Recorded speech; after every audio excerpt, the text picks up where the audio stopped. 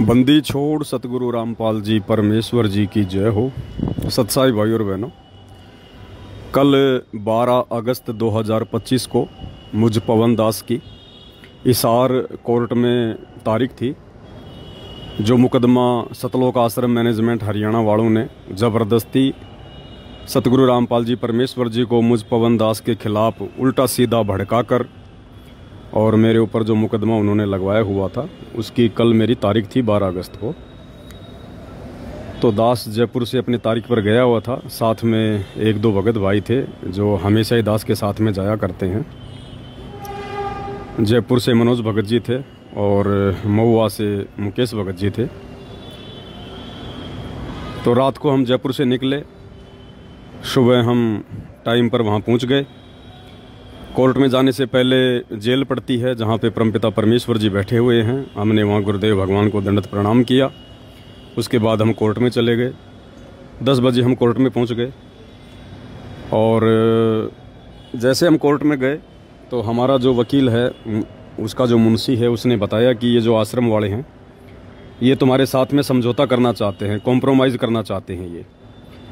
तो दास ने उसको मना कर दिया कि भाई मैं कॉम्प्रोमाइज़ नहीं करूँगा, मैं अपनी जगह सही हूँ। कॉम्प्रोमाइज़ वो करे जिसको अपनी गलती का एहसास हुआ हो, जिसने गलत मुकदमा किया हो, गलत जिसने मेरे ऊपर ये गवाहियाँ दी हों, उन लोगों को आवश्यकता है कॉम्प्रोमाइज़ करने की। और कॉम्प्रोमाइज़ भी अगर होना है तो मेरे ऊपर सतगुरु रामपाल जी ने मुकदमा किया है, तो भाई सतगुरु रामपाल जी से मेरी मुलाकात हो तब जाके कोई बात बने। तो दास ने मना कर दिया। मना करने के बाद इनकी आपस में बात हुई होगी, क्योंकि हिसार कोर्ट में जो वकील वगैरह हैं वो सब इन सतलोक आश्रम वालों के ही हैं, झूठ मूठ के भगत भी हैं वो। तो कल जो है गवाही थी, जिसमें चांद्राठी जो इनका मीडिया प्रभारी है, जो गवाह है उस मुकदमे में, तो कल उसने मेरे खिलाफ उसने गवाहियाँ देनी थी, लेकिन वो गवाही देने से शायद वो बच रहा है कि ये किसी प्रकार से समझौता कर ले ये पवन दास। तो दास ने मना कर दिया। मना कर दिया तो भाई और बहनों, फिर इन्होंने गुंडों की फौज बुला ली।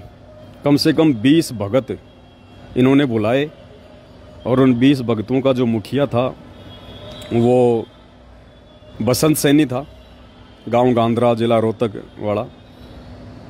हमें इन बातों का नहीं पता था, बाद में पता चला। तो दास को मालूम था कि भाई अब ये लेट करेंगे, जब तक कोर्ट का समय होगा तब तक ये लोग लेट करेंगे। तो हम तीनों भगत भाई वहाँ बैठ गए कोर्ट के सामने और परमात्मा के सुमिरन में ध्यान लगा दिया। 2 घंटे दास ने तो आंखें नहीं खोली, बैठकर बेंच पर परमात्मा का सतनाम का सुमिरन किया। वो भगत भाई भी अपना सुमिरन करने लगे। दास सुमिरन कर रहा था तो लगभग 2 घंटे बाद में दास के सामने आकर किसी ने आवाज़ लगाई कि भाई पवन दास। तो दास ने धीरे से आंखें खोली तो सामने जो है पुलिस वाले खड़े हुए थे। मैंने उनसे सत्साहिब किया, राम राम करी। उन्होंने कहा भाई आपके खिलाफ़ शिकायत है।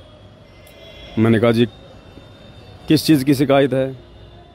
बोला कि बहादुरगढ़ से मैं आया हूँ, बहादुरगढ़ पुलिस स्टेशन से, और आपने जो परशुराम जी के खिलाफ़ जो कुछ कहे थे, जो शब्द वगैरह, परशुराम की जयंती पर आपने कोई वीडियो बनाया था, उसके खिलाफ़ हमारे पास में शिकायत थी।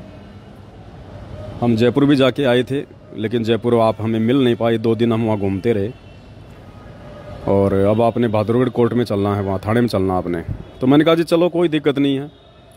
मैंने कहा हम ना कोई डकैत हैं ना कोई लुटेरे हैं, कोई दिक्कत नहीं है, आप चलिएगा। और मैंने जो भी कहा मेरे होशो हौस में कहा।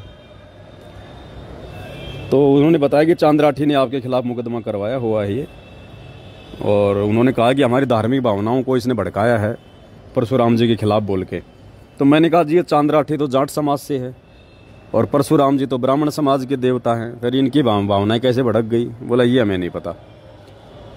तो मैंने कहा साहब अभी तो मेरी तारीख है, अभी यहाँ मेरी तारीख तो पूरी होने दो, अन्यथा फिर मेरी ये लोग अब्सेंट लगवा देंगे, मेरे खिलाफ फिर वारंट निकलवाएंगे। तो उन्होंने कहा ठीक है भाई। और तकरीबन 12 बजे, मतलब 12 बज गए थे, 12 बजे बाद में कोर्ट का लंच हो गया था। तो उन्होंने कहा कि अब आप ऐसा करो, 1 घंटे की कोर्ट की छुट्टी है, तो तब तक हम कहीं साइड वाइड में बैठकर लिखा पढ़ी कर लेते हैं। मैंने कहा जी चलो। तो पुलिस वालों के साथ में मैं पवन दास और साथ में दोनों भगत भाई हम कोर्ट से बाहर निकल कर आ गए। एक पेट्रोल पंप था, वहाँ पर उन्होंने अपनी गाड़ी खड़ी कर रखी थी। तो दास ने दोनों भगतों को कहा कि भगत जी आप क्या करोगे, मैं इनके साथ में जाता हूँ और कहीं आसपास में बैठकर ये रिपोर्ट वगैरह लिखेंगे, मैं लिखवा देता हूँ, कोई दिक्कत नहीं, अपन तो भगवान भरोसे हैं, चाहे कहीं ले जाओ, कोई ले जाओ, अपने को तो मर्यादा में है, भक्ति कर रहे हैं तो गुरुजी रक्षक हैं। ये कहकर दास ने उन दोनों भगत भाई बहनों को वहीं छोड़ दिया कि तुम जाओ कोर्ट में वापस, और घंटे भर बाद में हम लोग वापस आएंगे, फिर मेरी तारीख लग जाएगी, फिर मैं तो इनके साथ चला जाऊँगा बहादुरगढ़ थाने में, आप लोग अपना जयपुर चले जाना। बोला ठीक है। तो मैं उन पुलिस वालों के साथ में वहाँ से पेट्रोल पंप से निकला और वहाँ पर तकरीबन ये 20 गुंडे सतलोक आश्रम वाले सारनामी वहाँ खड़े हुए थे, सारा सब कुछ देख रहे थे, वो हमारा पीछा कर रहे थे। और जैसे मैं उन पुलिस वालों के साथ में निकला, पीछे से इन्होंने अपने जो भगत जी थे दोनों, जो वापस कोर्ट की तरफ जा रहे थे, उन्होंने कहा कि सतसाई भगत जी, अब ये भी बेचारे भगत ही थे, अब ये क्या करें बताओ, कोई मालूम थोड़े थे इन बातों का कि ऐसे धोखा हो जाएगा। इन्होंने भी किया भाई सतसाहिब करते ही उन्होंने इन दोनों को मारना पीटना शुरू कर दिया पेट्रोल पंप पर बुरी तरह से। 8-10 लोग तो मुकेश भगत जी के लग गए, 8-10 लोग मनोज भगत जी के लग गए। रोड पर इनको आड़ा पटक लिया और इनको लात घूंसों से, जूतों से इनको वहाँ मारने लगे बुरी तरह से। बाद में लोगों ने बताया वहाँ चोट के निशान भी हैं इनके पूरे। और फिर बाद में वहाँ पर थोड़ा भीड़ इकट्ठा हुई तो लोगों ने कहा भाई क्यों मार रहे हो, क्यों पीट रहे हो तुम इनको। तो इन लोगों ने क्या किया था भाई और बहनों, साथ में एक लड़की लेके आए थे। ये वो लड़की कह रही थी कि ये जो है ना, ये मेरे को छेड़ते हैं और काफ़ी समय से मेरे को छेड़ रहे हैं ये दोनों। तो बाकी देखने वाले लोगों ने कहा कि ये भाई देखने में तो ऐसे नहीं लगते बेचारे कि ये तुम्हें छेड़ते होंगे, लेकिन वो तो वो किराए की लड़की पकड़ के लाए थे, या पता नहीं हमारी कोई गुरु बहन होगी जो इन आश्रमों से जुड़ी है। बोला ये मुझे छेड़ते हैं दोनों। तो फिर इतने में वहाँ पर कोई पुलिस वाला आ जाता है और ये लोग लेके अपनी गाड़ियाँ वहाँ से भाग लेते हैं। फिर मुकेश भगत जी ने मुझे फ़ोन किया कि भगत जी ऐसे ऐसे हमारे साथ में मारपिटाई हो गई है। मैंने उस पुलिस वाले को कहा कि भाई देखो, ऐसे हम जिनको छोड़ के आए थे वहाँ पेट्रोल पंप पर, उनके साथ मारपिटाई हो गई है। तो वापस आया वो पुलिस वाला मुझे लेके, बोला लिखा पढ़ी बाद में करेंगे। वापस आया तो ये बेचारे लंगड़ाते हुए चल रहे थे। ये वापस भाग गए कोर्ट में डर के मारे कि भाई ये तो नालायक आदमी है, दोबारा मारेंगे, ये इनका कोई दीन धर्म तो है नहीं, खाली नाम है ये भगत और कुछ नहीं है। तो वापस आ गए। फिर इन्होंने सारी राम कहानी बताई कि भगत जी ये पूरा का पूरा जो षड्यंत्र है, ये आपके मर्डर की प्लानिंग थी, ये पूरा षड्यंत्र। क्योंकि आपने सुबह इन लोगों से कॉम्प्रोमाइज़ करने के लिए मना कर दिया था। मना करने के बाद में फिर इन्होंने पूरी ये प्लानिंग रची कि कैसे इसको और जो है इसको फंसाया जाए ताकि ये कोर्ट में ना आए। कोर्ट में नहीं आएगा तो फिर ये जो है गवाहियाँ नहीं होंगी, क्योंकि गवाहियों में फिर गुरुजी को भी आना पड़ेगा। गुरुजी आएंगे तो फिर आमना सामना होगा, फिर कोर्ट में सारे खुलासे होंगे, इनकी पोल पट्टी सामने आएगी। तो ये लोग चाहते हैं कि पवन दास कोर्ट में ना आए। तो फिर इन्होंने वो लड़की लेके आई थी ये, और 20-25 लोग ये आए थे कि लोग अगर पूछेंगे तो कह देंगे साहब ये लड़की छेड़ रहा था, और ये लड़की छेड़ने का मुकदमा इस पवन दास के ऊपर और लगवा देंगे, 4-5 साल के लिए जेल में और चला जाएगा।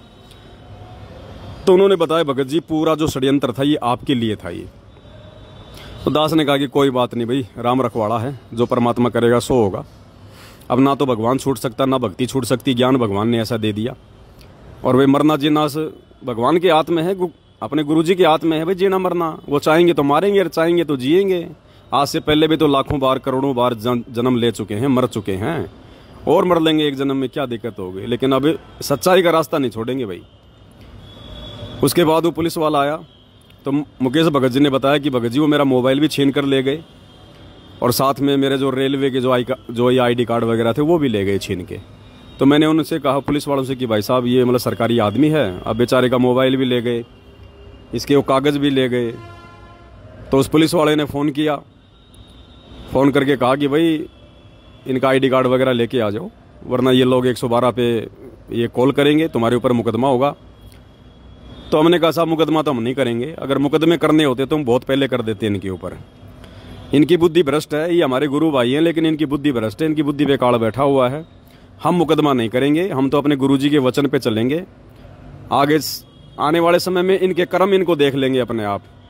ये खुद ही अपने ऊपर मुकदमे लगा रहे हैं। हम क्या मुकदमे करेंगे इन पे? हम तो हमारे गुरुजी के वचन पे चलेंगे, हम किसी पे मुकदमा नहीं करेंगे। जो तो को काटा बोवे ताको बो तू फूल। उन्होंने कहा भाई चलो कोई बात नहीं। फिर उसने फ़ोन किया उसको चांदराठी को कि भाई तुम्हारे भगत इनका मोबाइल भी छीन ले गए, इनके साथ मारपिटाई भी हुई है, तुम्हारे भक्तों के लक्षण है क्या ये? तो फिर चांदराठी ने उन लोगों को फ़ोन किया होगा। फिर थोड़ी देर बाद में वो बसंत सैनी जो है भगत जी का मोबाइल, वो पर्स वगैरह लेके आया। फिर वो देके गया। मैंने तो भी अपना तो स्वभाव है, जैसे वो बसंत सैनी आया, क्योंकि जयपुर में वही आया था मुझे मारने के लिए पूरी टीम लेके, तो मैंने कहा साहब ये वही आदमी है जो जयपुर में आया था मुझे मारने के लिए। मैंने तो भाई झुक के उसको हाथ जोड़ के मतलब उसको अपना सत साहब कहा, मालिक का जो विधान है पूरा, अपने लिए तो कोई दुश्मन नहीं, कोई मित्र नहीं है। अब भाई और बहनों, उस बसंत सैनी का, सारनामी का वो रौद्र रूप देखने को मिला हमारे को वहाँ पर, जिनको दुनिया कहती है भगत है, जो इन आश्रमों में पाठ प्रकाश करता है, पाठ प्रकाश पे बैठता है। उस पुलिस वाले के सामने कहा कि इसने तो जान से ख़त्म कराएंगे, इसने हमारा बहुत कुछ बिगाड़ दिया, इसने हमारा जीना आराम कर दिया, इस पवनदास ने, इसने सब कुछ बिगाड़ दिया, हमारा खेल सारा।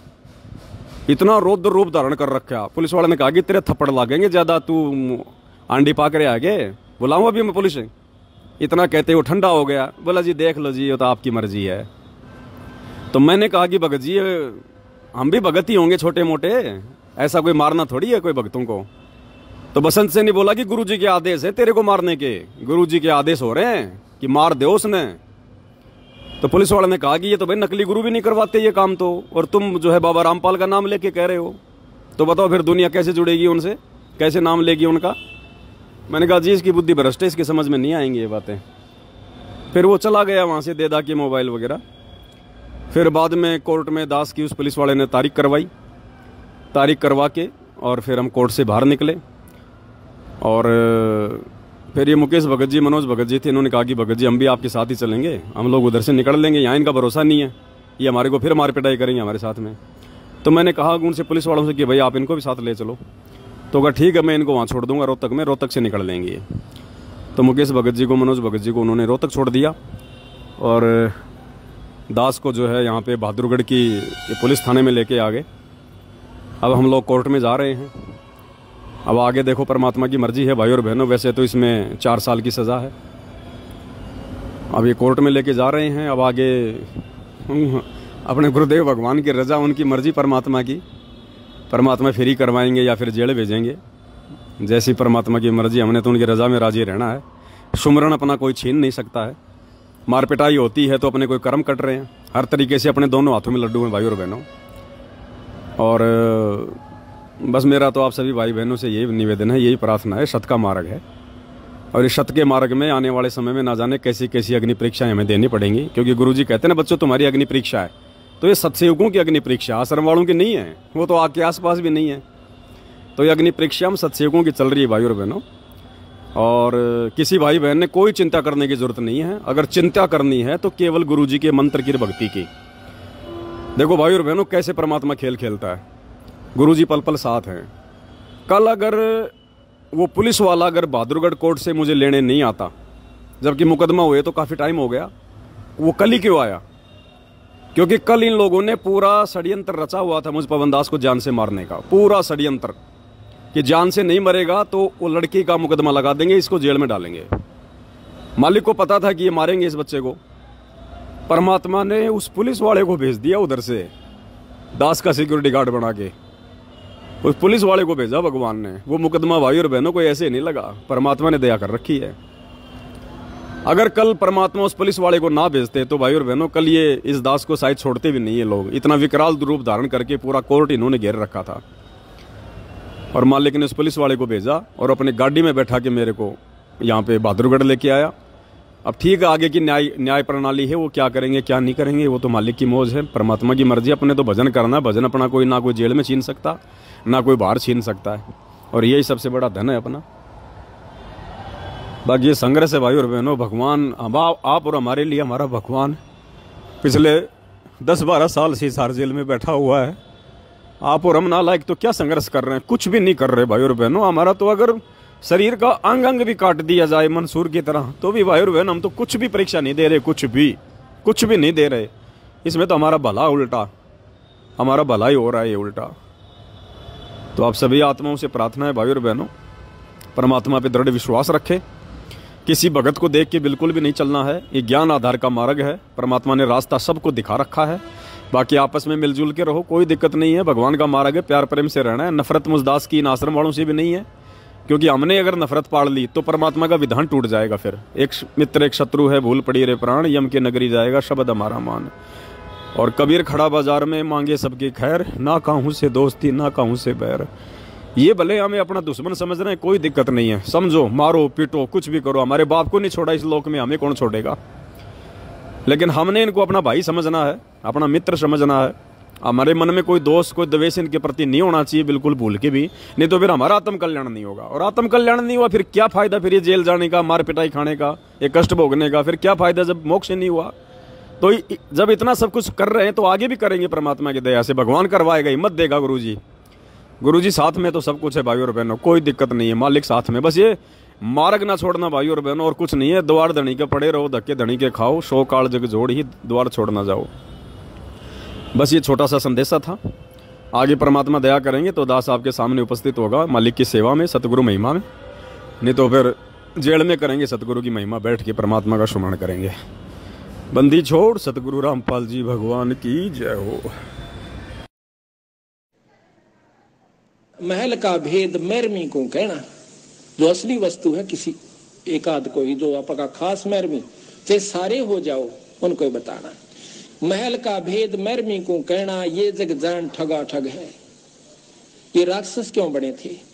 एक गुरु से नाम लिया, साधना दोनों ने कर ली, जो गुरु की फटकार को नहीं उठ सके वो विमुख होकर के राक्षस रूप में आ गए। उनकी निंदा शुरू कर दी और उनके भक्तों के साथ द्वेष करना शुरू कर दिया। सिद्धियां दोनों में होगी थी भक्ति से। राक्षसों में ऐसी सिद्धि बताते हैं, आकाश में उड़ जाया करते, वहां से बाण छोड़ दिया करते थे, आग लगा दिया करते थे। लेकिन कवाए राक्षस जब तक गुरु पद मर्यादा से हम विमुख हो जाते हैं, मनमुखी जीव पार नहीं होते। तो इसी प्रकार सतगुरु महाराज कहते हैं, धर्मदास तो लाख दुहाई और ये सार शब्द कहीं बाहर नहीं जाई। आम व्यक्ति को नहीं बताना, फिर ये राक्षस रूप में आ जाओगे, क्योंकि काल गेल रहे से। मैं बोला जी, इस भगवान का आसरा लेकर श्री राम की शक्ति तय एक का लठ मारूं था, 20 मरे थे गदा। मुनिंदर जी कहते हैं ये साधु लक्षण नहीं अनुमाना, या मार काट करना संता का काम नहीं होता वीरा, ये भी तेरे में भक्ता के लक्षण कोई नहीं। अब वही बात सुन लो बच्चों, तुमने मेरी सीख पर मेरी शिक्षा पर अमल नहीं करा, अब तो अपने लालच वश मेरे शिष्य बने रहे। पर मेरी बात सुन लो, मेरा काला मुंह मत करो, मेरी एक अंतिम पुकार सुन लो। तुम विचार करना होगा कि हम कौन है, कहां से आए। आपस में खेचातानी रखते हो अभी भी भगत हो गए। अच्छे इंसान तो जगत वाले गुनाह करते हैं, ऐसा जैसे भगत कर रहे हैं। अच्छे इंसान तो जगत वाले गुनाह करते हैं, ऐसा जैसे भगत कर रहे हैं। अच्छे इंसान तो जगत वाले गुनाह करते हैं, ऐसा जैसे भगत कर रहे हैं। किसी को छोटी सी सेवा दे देते, कोऑर्डिनेटर बना दिया, वो ने सोचा मैं खुदा बन गया। अरे इतना शिक्षा तो पड़े, मजदूर बनो सीखो, मजदूर। और कई देखा है कि कोऑर्डिनेटर या जिसकी जो भी व्यवस्था लगाई जाती है, व्यवहार भी ठीक नहीं करते, धमकान लग जाते, फुरकान लग जाते। और कुछ ऐसी भी शिकायतें आई हैं जो बहन बेटियों के साथ गलत मैसेज भी डालते हैं। तो वो दुष्ट लोग ना तो कोऑर्डिनेटर के योग्य है, ना वो भगत के योग्य। और कुछ ऐसी भी शिकायतें आई हैं जो बहन बेटियों के साथ गलत मैसेज भी डालते हैं। तो वो दुष्ट लोग ना तो कोऑर्डिनेटर के योग्य है, ना वो भगत के योग्य। और कुछ ऐसी भी शिकायतें आई हैं जो बहन बेटियों के साथ गलत मैसेज भी डालते हैं। तो वो दुष्ट लोग ना तो कोऑर्डिनेटर के योग्य है, ना वो भगत के योग्य। तो ऐसा तो संगत माई कुसंगत उपजेगी, और ऐसी कुसंगत होगी फिर हम रखेंगे नहीं उसको खेत में। किसान उस कुबाड़ को पाड़ कर खेत तो बाहर फेंक देता है, तो उसको आप मिशन से निकाल दिया जाया करेगा। सुधर जाओ, एक के नहीं सुनी जाया करती, सामूहिक शिक्षा दी जाती है, अमल कर लो इन पे। कर्म बतेरे फोड़ लिए, इस ज्ञान का असर क्या हुआ? थोड़ा सा सुख होते हो फिर पक्के एजेंट काल के बन जाते हैं, बकवाद वही करनी, भगवान से दूर हो जाना। थोड़ा सा सुख होते हो फिर पक्के एजेंट काल के बन जाते हैं, बकवाद वही करनी, भगवान से दूर हो जाना। थोड़ा सा सुख होते हो फिर पक्के एजेंट काल के बन जाते हैं, बकवाद वही करनी, भगवान से दूर हो जाना।